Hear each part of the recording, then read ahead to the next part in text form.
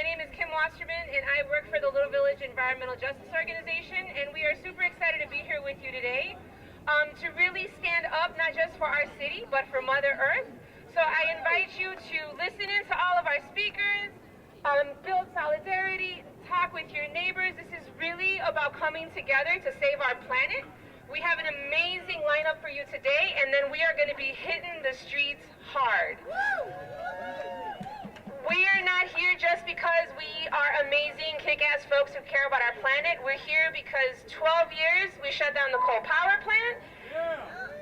And we have been fighting for environmental justice in Chicago for decades. This is where this all popped off, and we are here to say it's no longer about just being nice. We're coming to your front door.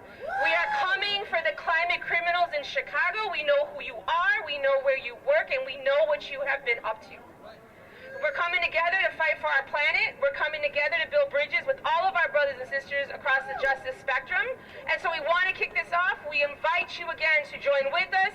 Let your voices be heard. Let these people on the streets know why we are here. We are here to save our planet. We stand strong with Mother Earth. We stand strong with Pachamama. And we are here to say we are down for our planet. So, with that said, I am super excited. Oh, please note that we are being streamed live on CAN TV. So shout out to CAN TV for bringing this to the people on TV. If they can't be with us here, they're with us in spirit. So let's make some noise to all those people listening and watching us on CAN TV. Woo! What do we want? When do we want it? What do we want? When do we want it? What do we want? When do we want it? First up to speak, we have Reverend Dr. Terry Gallagher, who's here from the National Council of Churches. This is not just about one, this is about all, so I invite the brother to come up here and join us.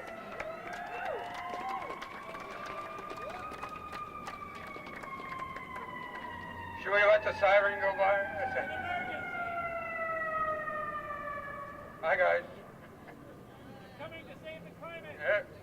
Good afternoon. I'm Terry Gallagher, and I want to take just a couple minutes to kind of put a backdrop on what we're doing here. There are two dangers in the world, and we classify them as acute dangers or chronic dangers. Acute dangers are those that kill you dead right now. Chronic dangers are those that kill you 20, 30 years from now. If I'm adding it up right, this is the 45th time we've celebrated Earth Day, the 45th time. When Earth Day was first celebrated, all the hazards were acute. So in my hometown of Cleveland, Ohio, the river caught on fire. And out in Lake Erie, there was a dead zone where nothing could live.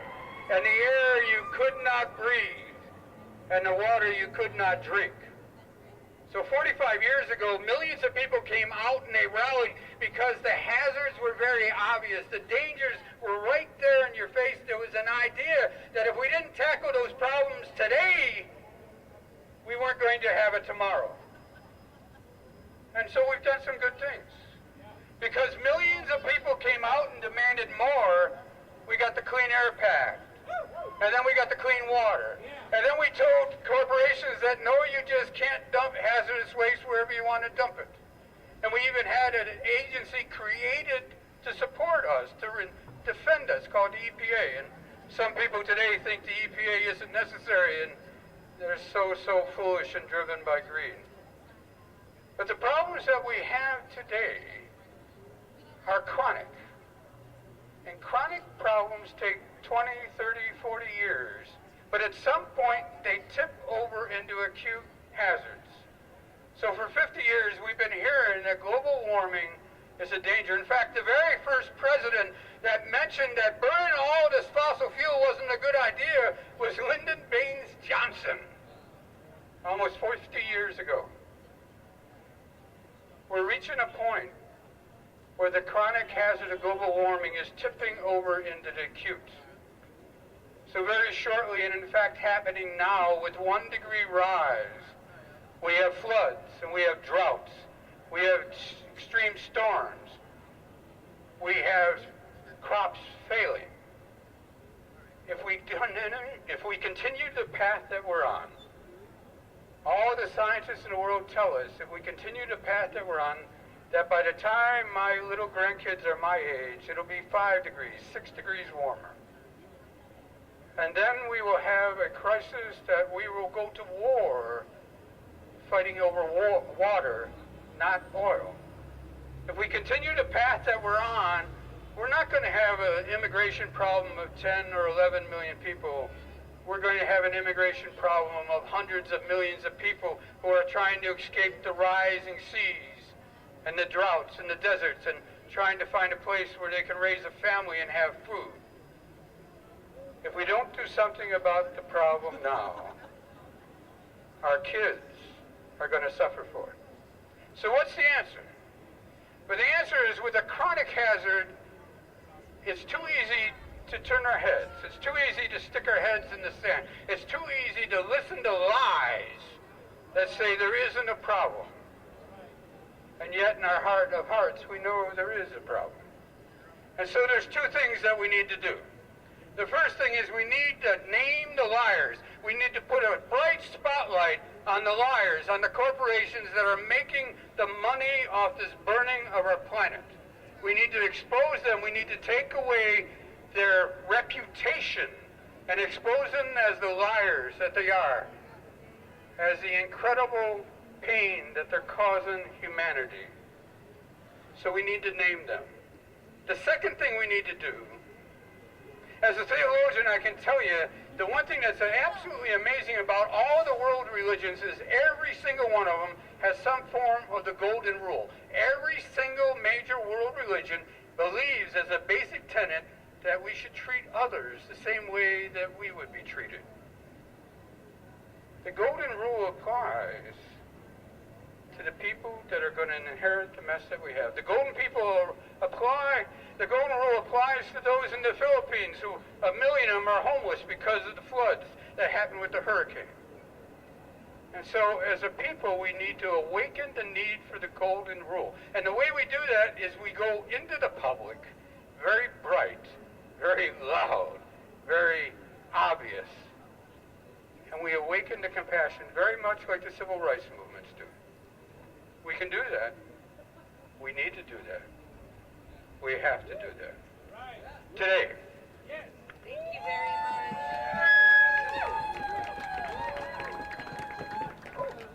Thank you very much, Reverend Gallagher. We greatly appreciate your words. And as I mentioned today, please don't forget we're being streamed live on CAN TV. And we're going to have a couple more speakers before we get started. But once again, I want to make sure y'all are with me. What do we want? When do we want it? What do we want? When do we want it? What we need to remember is this is not just about doing our part. We need to be holding people responsible. Our communities held it down and held those coal power plants responsible. We need to be holding these corporations responsible, and it just cannot be us. The workers out there, everybody out there needs to know what's going on. So it gives me great pleasure to introduce Mario Marin, Area Director of Workers United, because we need to be uniting with our workers, and we need to get this started. Thank you. On behalf of our 20,000 members of the Workers United, I'd like to thank you for the invitation to speak today. When I was a young kid, my mother used to say, beware of what you do, beware of how you act, because sooner or later you're gonna pay the consequences. And surely enough, Mother Earth right now is saying, beware of what you do, beware of how you do it, because you're gonna pay the consequences. We're glad to be from the union movement are very glad to be here with the climate change and environmental movement. Workers and labor unions are concerned because we see the impact that these changes are making to our children, to our food. There's an assault on our food, on our children, on our environment, on the climate change, and we need to do something about it. We need to go after these destructive corporations. We need to go after these climate criminals and say stop. In Spanish, you say ya basta. So I tell you right now that I and the 20,000 members of the Workers United say stop. Ya basta. Thank you.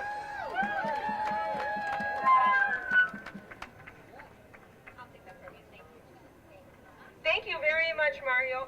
Because we have to remember again, this just transition. How do we put our people back to work? Why are we not at the front lines of the jobs that are coming up? It cannot just be about corporations. It needs to be about our people. Are we educating our young people? Are they ready for these careers? But more importantly, how are we protecting ourselves from climate change? Why are we not fixing our streets and fixing our roads and our bridges and putting our people back to work? So it's about fighting for our workers, but also about fighting for our rights.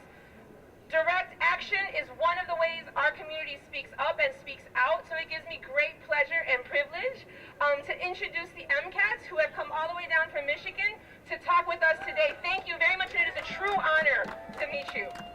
Thank you. It's my cats, by the way. Hi, everybody. It's great to be here with you on this Earth Day. Yay. Yes, I did direct action against Enbridge and was arrested, charged with a felony, and convicted by a jury. I could have spent 2 years in prison, but I spent 34 days in jail in Michigan. I live in Indiana. You're welcome. But, you know, I did it for our Earth. I did it for my grandchildren. I did it for all of you, and I hope that you will also take direct action, because I know everybody can't, but what I believe is that's how we get things done. That's how we get the attention. A lot of people didn't even know about Enbridge and their pipelines until a lot of my own family, people that I know, that I'm close to, until this was done, they started paying attention. So this is a great day to celebrate our green Earth, and let's try and keep it that way. You know, I love this land, and I hate what the corporations are doing to it, all of them. You know, my sign says BP, which stands for Bullshit Petroleum, Boeing Punks, and Bank Ponzi's, you know? And that's how I feel. We, the people, will save our planet, and we will plan for peace over profit. So thank you. My husband's going to say a few words. Thanks, baby. My name's Al, and I'm an activist, and I'm a member of the MyCats, and I probably wouldn't have been either of those things if it wasn't for my wife and a lot of you out here in the crowd. You people in Chicago turned me on and woke me up, and it's like a real honor to be able to stand up here and thank you. You know, I would like to do everything within the law, but sometimes laws are wrong. Sometimes laws are unjust, and sometimes people like BP, like Boeing, like Enbridge, like Chase Bank, they buy the laws, they buy the politicians, they buy the judges, they buy the police forces, and we're left with few options. We can go home and quit, or we can confront those laws. It's unpleasant, and it's difficult, and nobody has to tell us the cost, but I want to encourage you. You're not alone even when you feel it. You know, we have Vicky was in jail along with 2 other members. We have another member, Jessica, who chose to go to jail for 26 days rather than to agree to probation, where she couldn't protest against Enbridge for 1 year. We have another member, they just refiled, he has to go to trial. None of these people have harmed anybody or want to harm anybody, just the opposite. So I want to encourage you, if you get tired of never being heard, if you get walked on and pushed around and shoved down, and they never hear your messages in these buildings, then act. You know, somebody has to get hurt. That's why they call it fighting. And this is a fight. We're fighting for our planet and for our lives. You know, and please, I just want to encourage you. You're not alone. There are a lot of us out there. We love you, and thanks for letting us come up and give us a few minutes.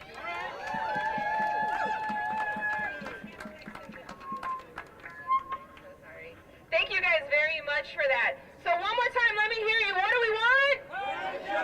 When do we want it?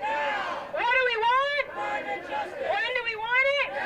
It gives me great honor not only to come from Chicago, but also know that what comes from Chicago is the Chicago Teachers Union, one of the most badass unions in the country. So it is with great privilege that we introduce Bill Lamb from the Chicago Teachers Union to really talk to us about how climate justice and education is all in one. Thank you. Thank you. I'm happy to be here representing the Chicago Teachers Union and educators. And And one thing we really need to be teaching more about in our schools is about our climate crisis, global climate change, and the political implications of that, not just the science of how it is happening, but the politics of what it will take to change this. And I really admire the previous speakers and their direct action, because it's going to take direct action.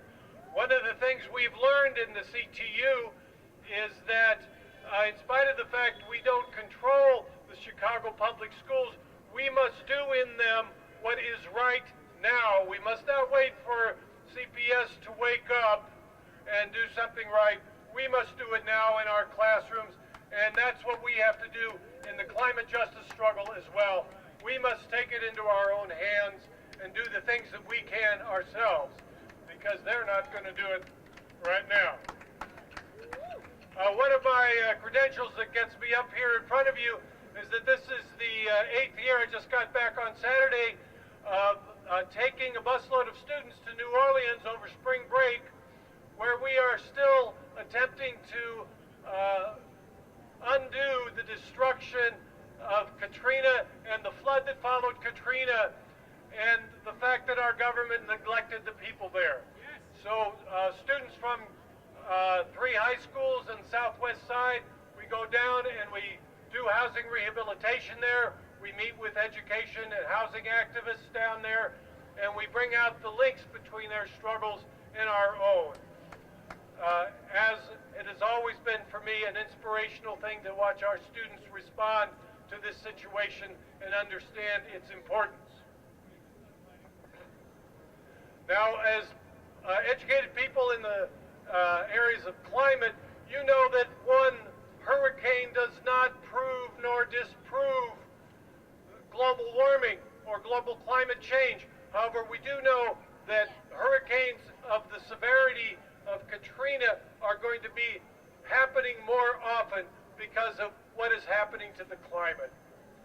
And what we can learn partly from this is how the system plans to respond to these crises, to these weather events that we can't control and they're failing to attempt to avert. Katrina was considered the 6th most powerful hurricane in history. 1,800 people died, $81 billion in damage.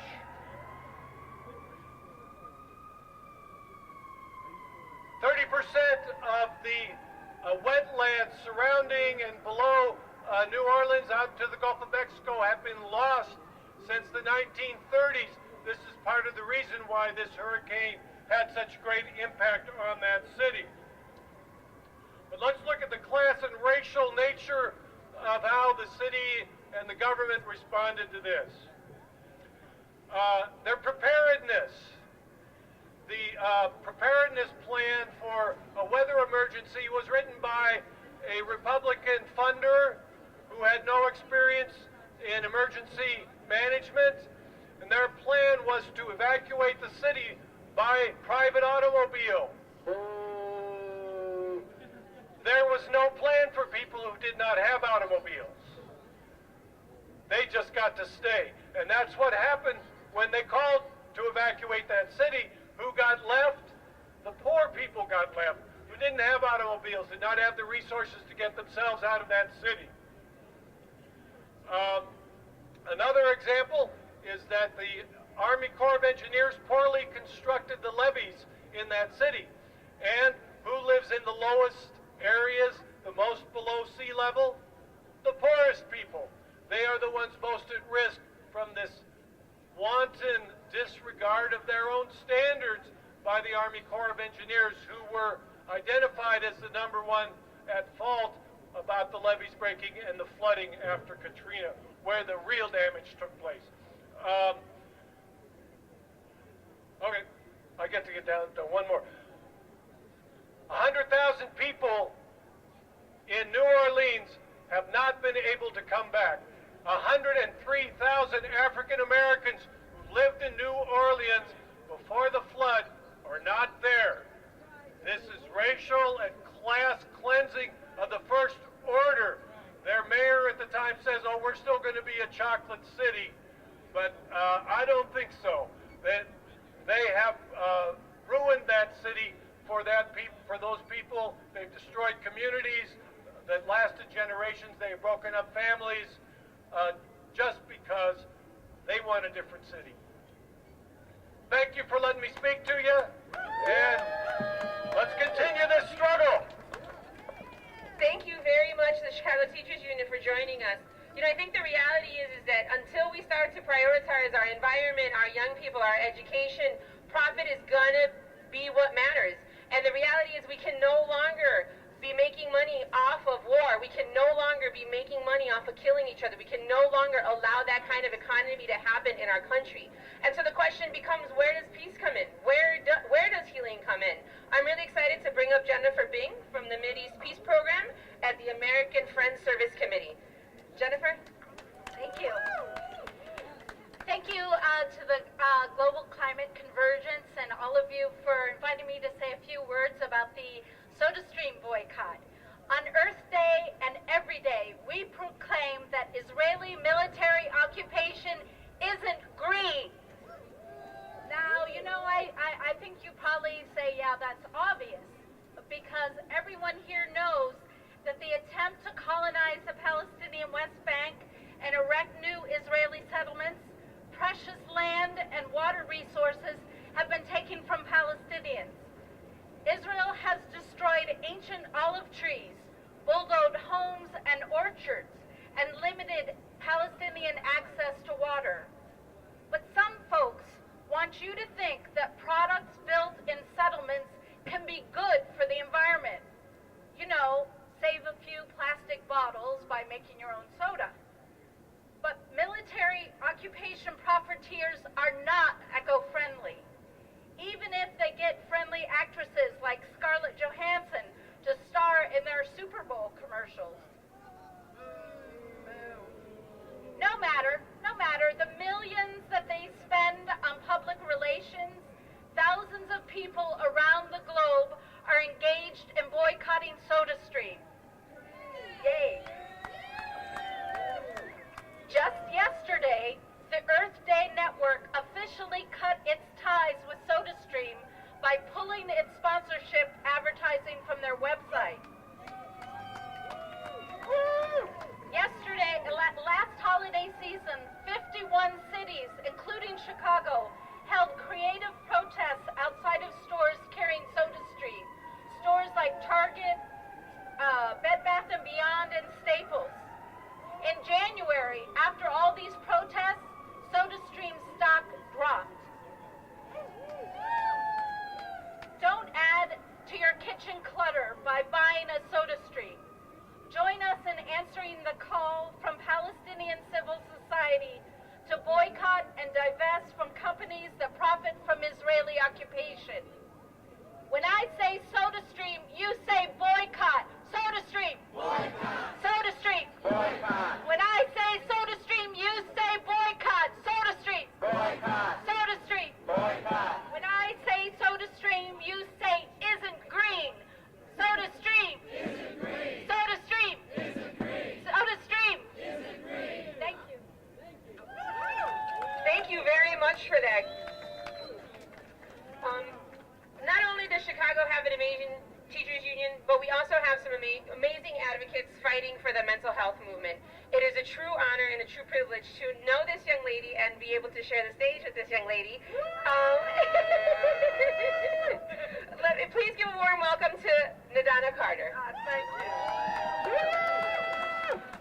Well, you know, we've been fighting for 5 years because everything people have been talking about affects mental health. We have, from Katrina, more than 40% of the survivors are struggling with post-traumatic stress disorder. From wars, we get mental illness.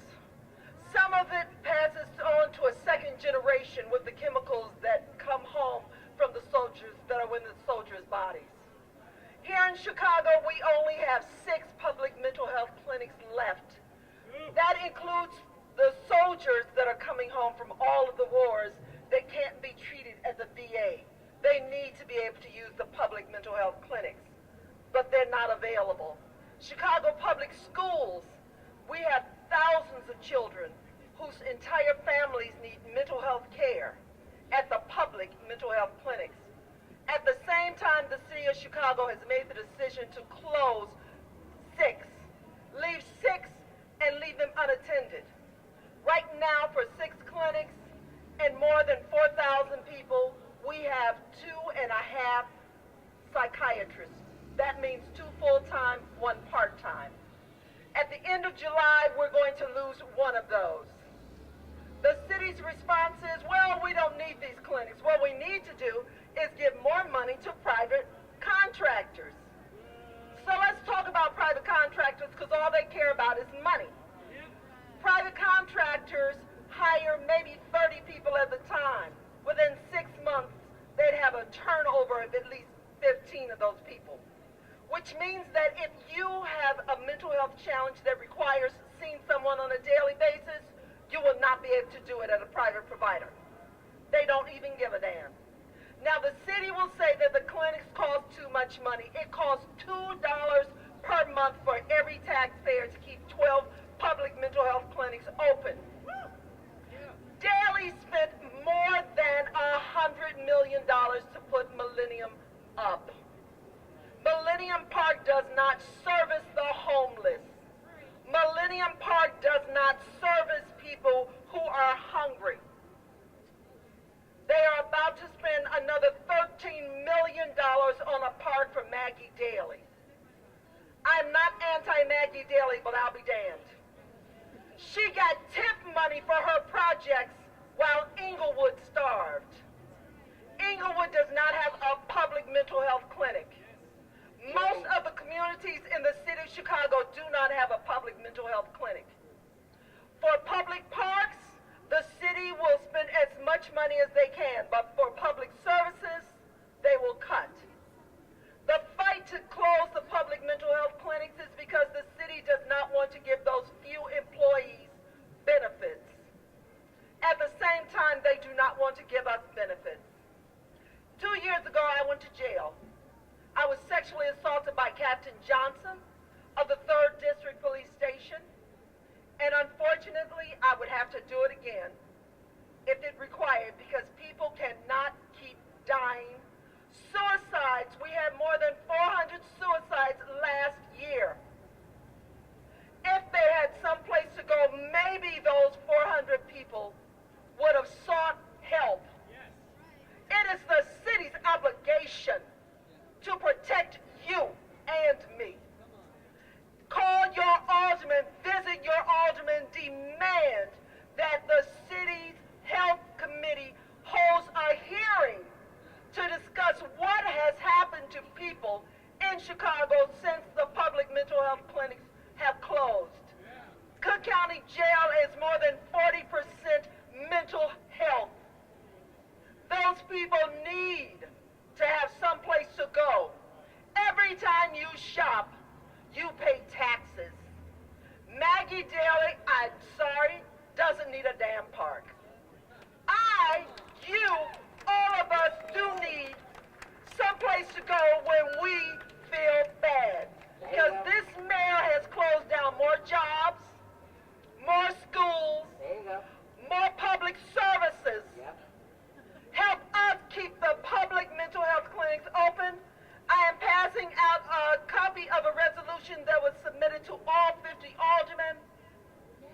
At present, only 18 have signed on to that resolution. That resolution is requiring that a public hearing be held for the public mental health clinics. I will be passing that out. Please pass that information on. Get those damn aldermen to do their damn jobs, because I'm tired of people dying. Thank you.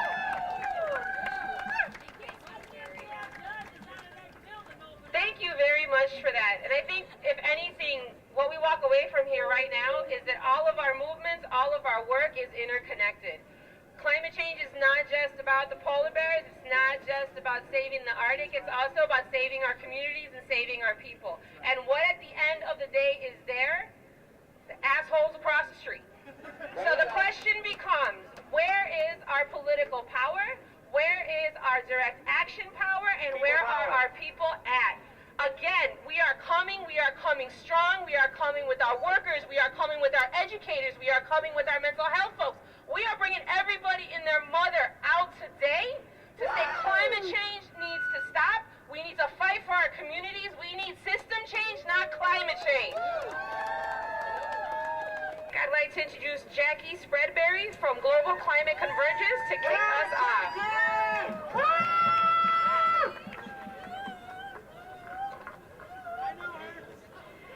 Thank you all for coming out on this beautiful day.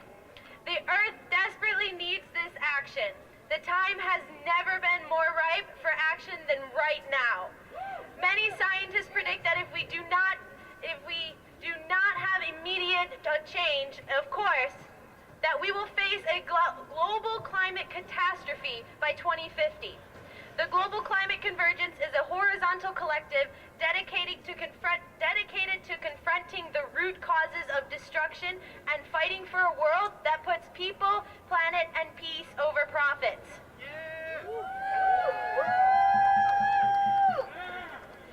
More than anything, today is an expression of communal solidarity, an expression of the power of the people. But it is only the beginning. Today is the first day of 10 consecutive days of action, uniting the fights for economic, social, and environmental justice. We call upon you, everyone here, to be a dedicated fighter for change. Not just during these 10 days, but every single day. The forces against us are mighty, but the people united will never be defeated. So unite, organize, and get in the streets. Let's march. What do we do? What do we do? What do we want? When do we want it? Now. When do we want climate justice? Now. Clean water for the masses. Clean water for the masses.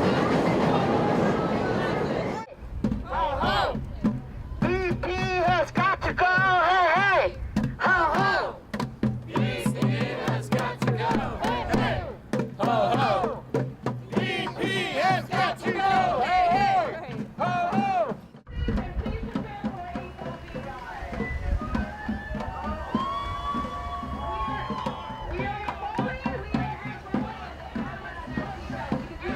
Due to pressure from people like ourselves, corporations are trying to appear more environmentally conscious. However, when the Anti-War Committee Chicago began its campaign against Boeing about a year and a half ago, we learned that Boeing made the uranium-depleted bombs that were dropped on Gaza in 2008 and 2012. The Palestinians who did not die as a result of these attacks have seen sharp increases in cancer and birth defect rates. In short, these bombs not only kill, the uranium stays in the soil for billions of years, poisoning the land and the people who survive.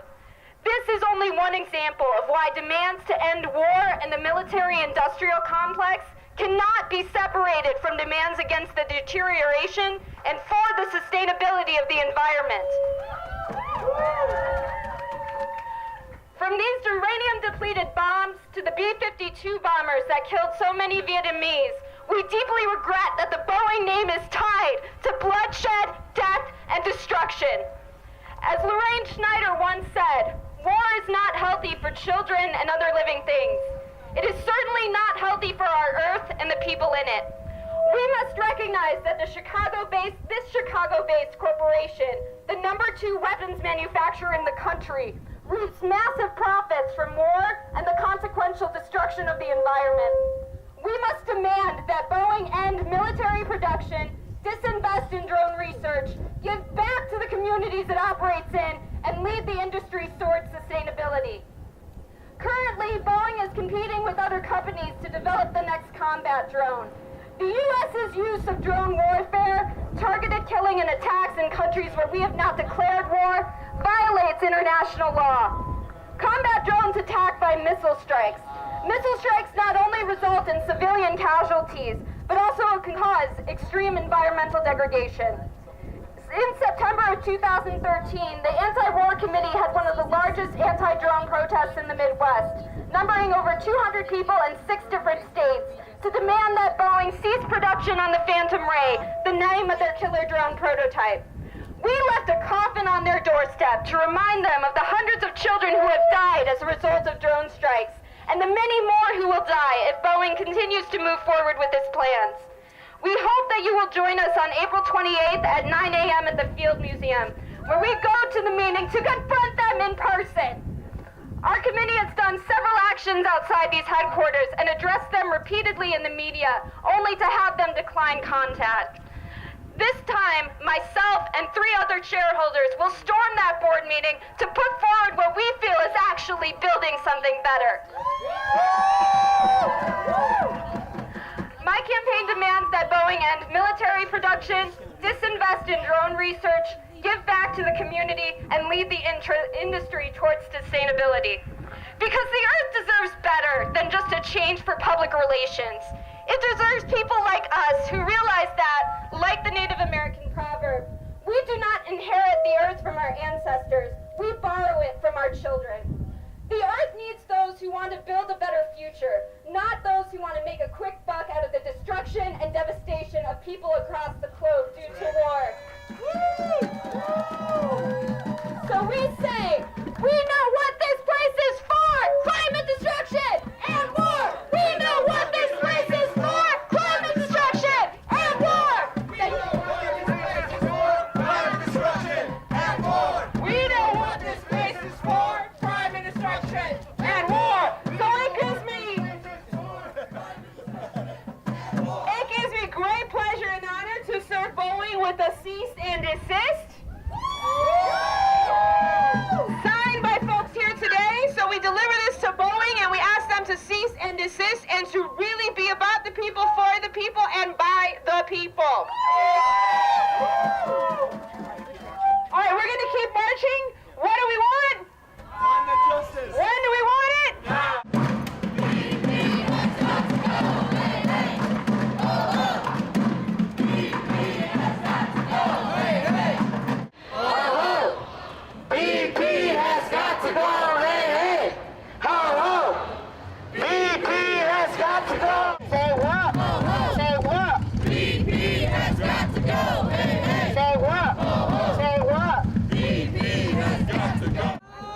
Just 11 days later, after the contract was lifted, guess what they did again? They spilled into our drinking water, Lake Michigan, 1,600, at least 1,600 gallons. We think a lot more. But as in the case with the Deepwater Horizon spill, we don't know what we can trust of what BP says. By the way, the spill was in the drinking water source of 40 million people, and the oil reached 8 miles from the intake of Chicago's water, supposedly. I'd like to see proof.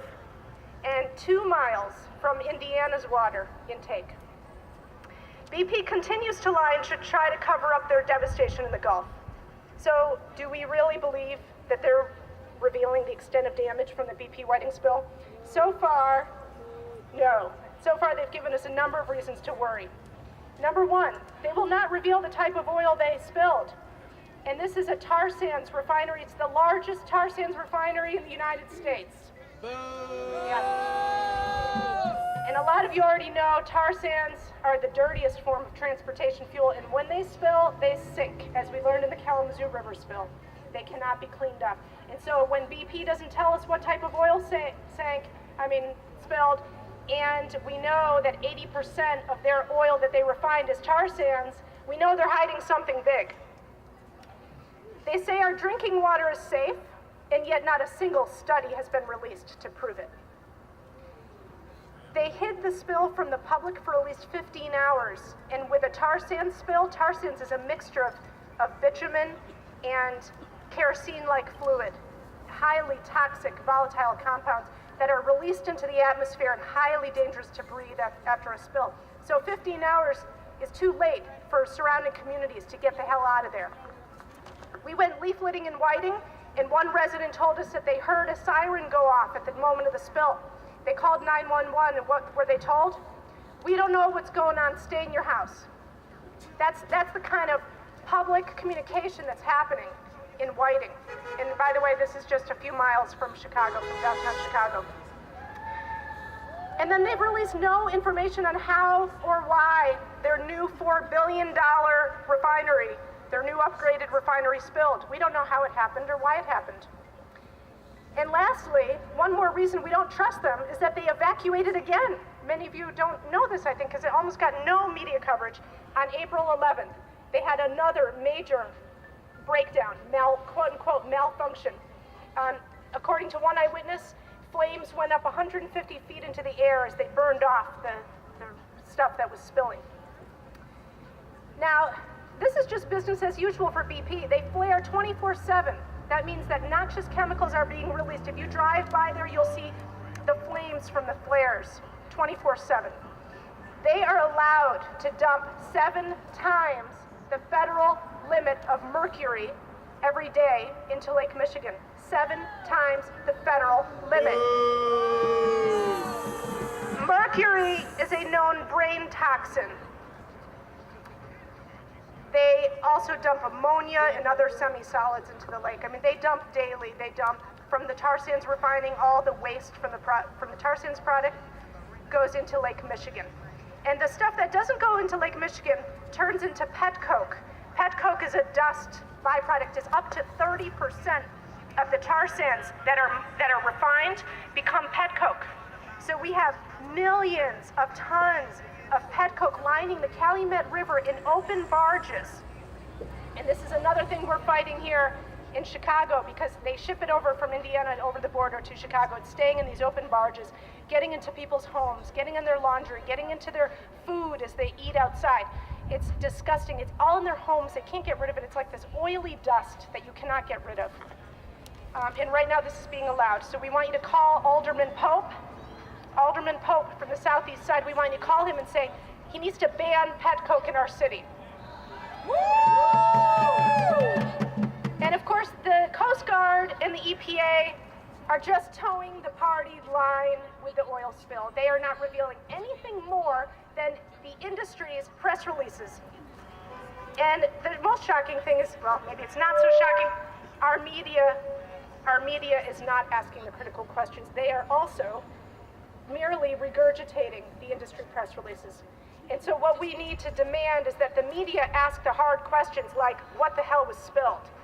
And why was the public not informed? Thank you.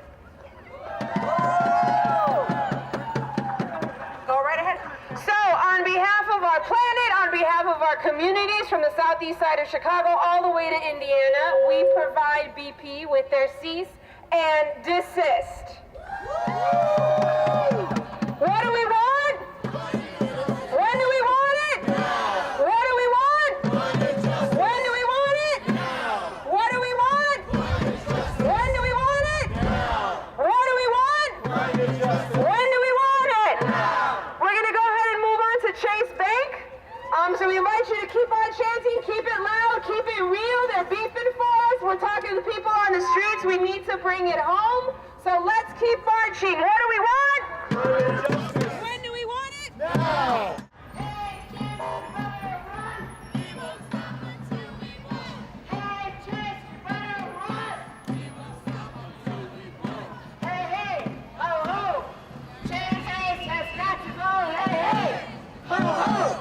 Chase Bank has got to go. Hey, hey. What?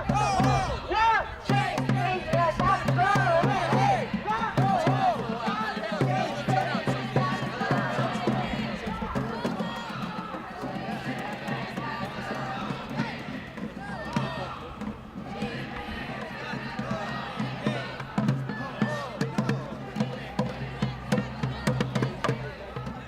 Base got bailed out. Then it got sold out. Base got bailed out. Yes, everything's fine.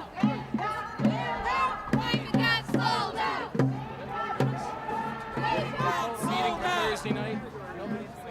We got sold out. Here at Chase Bank. Chase Bank is getting a cease and desist order today because they've been up to no good. Dirty, dirty, dirty Chase Bank. Chase Bank is a big, big, big investor in fossil fuels. Boo! Fossil fuels ruin our climate. As you guys might know, there were a few reports that came out recently that have basically said that we don't have much time. We have not much time at all, and this bank is still investing in fossil fuels.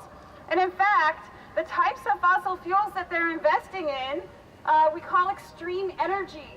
Tar sands, which Deborah talked about at BP, super energy intensive. They use lots of energy to separate the tar from the sand.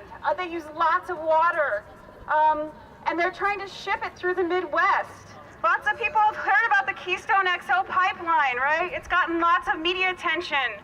What a lot of people don't know is that Enbridge, another pipeline company, is building lots of pipelines in the Midwest. Everybody's focused on Keystone XL, but Enbridge is just setting up shop in the Midwest. There's a series of pipelines. They're building pipelines so they can go down to the Gulf and over to the coast. And so they can ship out this tar sands oil, and they can ship it anywhere where they can make the most money. They don't care about you or me or our climate. Another thing is there's a series of pipelines that surround Lake Michigan. What a terrible idea. What they're doing right now is they're replacing the pipeline with pipe that can carry twice as much tar sands oil. They're reversing pipelines. Yuck. And they're piecing together different permits for larger pipelines. It's kind of tricky. And so Chase Bank is actually one of the biggest funders of Enbridge. Enbridge, not only are they doing this, not only are they putting up more pipelines, but they have a terrible track record. Lots and lots of spills. They're responsible for the biggest inland oil spill in Kalamazoo, the beautiful Kalamazoo River. They're still not done cleaning that up. And so why are we going to trust them, right? Chase Bank is funding that. That's your money. Our money is funding climate catastrophe. They're also funding Strata X. Did you guys know that people want to bring hydraulic fracturing or fracking to the state of Illinois? That's like the worst idea ever because it's caused so many environmental problems, so many health problems in other states, and our lawmakers are bringing it here. Well, guess what? Chase Bank is funding Strata X, and Strata X, based out of Denver, Colorado, is buying up leases. They're buying up mineral rights down south in the central part of the state, and they're chomping at the bit to come into Illinois and frack. In fact, they've already drilled a few wells, and they're ready to come in here and frack. And this bank is funding that. They're the biggest funder, other than the CEO. So this bank is funding climate catastrophe. And really, people need to take their money out of Chase Bank. Another thing, we talking about foreclosure? Okay. Okay. Yeah, so people should take their money out of Chase Bank. They only care about making money. They don't care whether we live or die. We only have a few years. And so we really need to shut them down. Yeah. Thank you, Angie. Yeah. So not only does Chase Bank mess with the environment, but they're also messing with our homes. Right. I would like to invite up Toussaint from the Anti-Eviction Campaign to speak to us about that issue as well. Toussaint? How's everybody doing? No, come on, how's everybody doing? Alright, so we're gonna start it off with a little chant. Okay. It goes like this. We are the people. We got a story to tell the whole wide world. This is people's territory. We are the people. We got a story to tell the whole wide world. This is people's territory. We are the people. We got a story to tell the whole wide world. This is people's territory. We are the people. We got a story to tell the whole wide world. This is people's territory. We are the people. We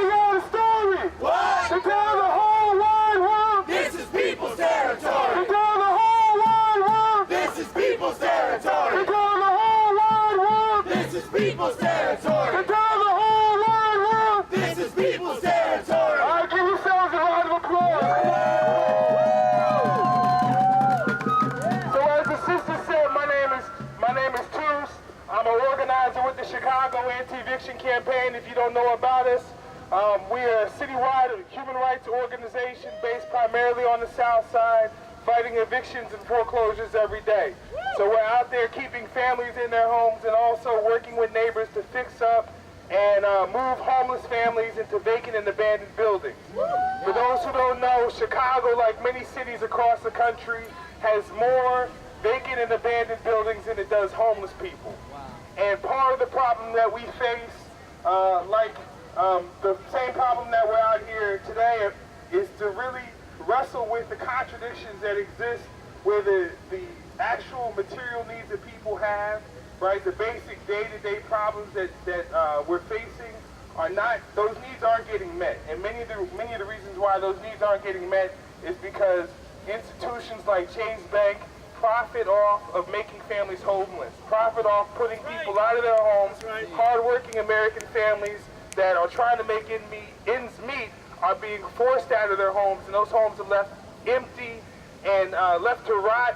And according to studies that have been done, many of you who are concerned about Chicago's crime rate, its murder rate, and what have you, like some of the police officers who are out here who are concerned about Chicago's crime rate and whatnot, 7 crimes a day are committed on a vacant and abandoned property, whether it's a building, whether it's a lot, every day. It would make more sense to have a family in a home than to have that home be empty.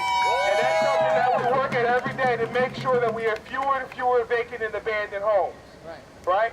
And that's something that we need to wrestle with, just as we wrestle with that in the housing movement, we need to wrestle with that in the environmental movement. How do we deal with the way in which institutions like Chase Bank are profiting off of putting more and more carbon and other pollutants into the air and making it such that the problems that my children are going to face, that any of you all who are lucky enough to be parents, your children are going to face in terms of the reality of a warming planet, of climate change, of dealing with the fact that the basic fundamental responsibility of stewardship of this earth that each of us as human beings is given, that responsibility is being fundamentally undermined by the way in which not just companies like BP, but their funders like Chase Bank, Bank of America, Wells Fargo, and what have you, are making it such that our planet is going to be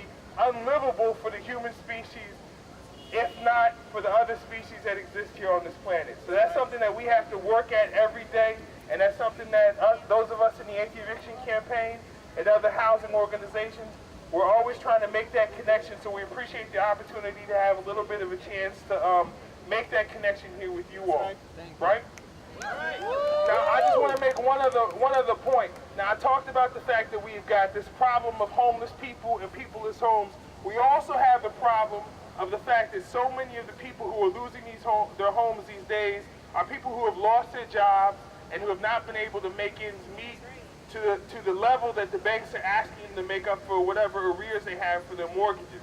Now, one of the things that we're trying to say is, look, if people are unemployed, what would it take to actually hire people to fix up these homes and make them livable for homeless families, right? So how do we take these problems that we have, that we see in our communities, that we walk past every day, and how do we actually say, you know what, we can find a solution if we just change our thinking a little bit. And that's the same thing that we need to do with the same issue of global warming, is how do we change our thinking? How do we get past the normal everyday things that we've been taught to accept and really push past that and create some solutions that really need, for the problems that really need to get solved. So, gonna do one other chant, and we're gonna switch it up a little bit. With the work that we do, we say fight, fight, fight, because housing is a human right. Does that work for y'all? Can y'all shift it a little bit? Because housing is a human right. Fight, fight, fight. Because housing is a human right. Fight, fight, fight. Because housing is a human right. Fight, fight, fight. Because housing is a human right. Fight, fight, fight. Because housing is a human right. Fight, fight, fight. Because housing is a human right. Fight, fight, fight. Because housing is a human right. Fight, fight, fight. Because housing is a human right. Fight, fight, fight. I want to thank you all real quick, and when we say that, we take that very seriously, right? Human rights Our country goes around the world enforcing human rights, so-called, with military interventions, with strategic bombings, with drones, other sort of nasty, inhumane military action. We have to be about the business of saying, how do we get as serious about enforcing human rights and also the rights of Mother Earth? Thank you. So very much. Thank you very much. And if anything, we know that our environment is not just the air we breathe, it's where we eat, where we pray, where we play, and where we go to school. So we got to join forces. We got to join movements. This is no longer about just one individual. This is about our entire planet.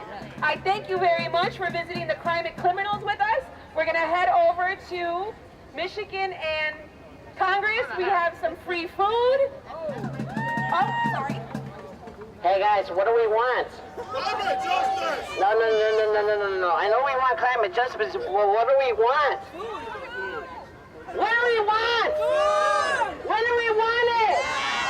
Then let's go!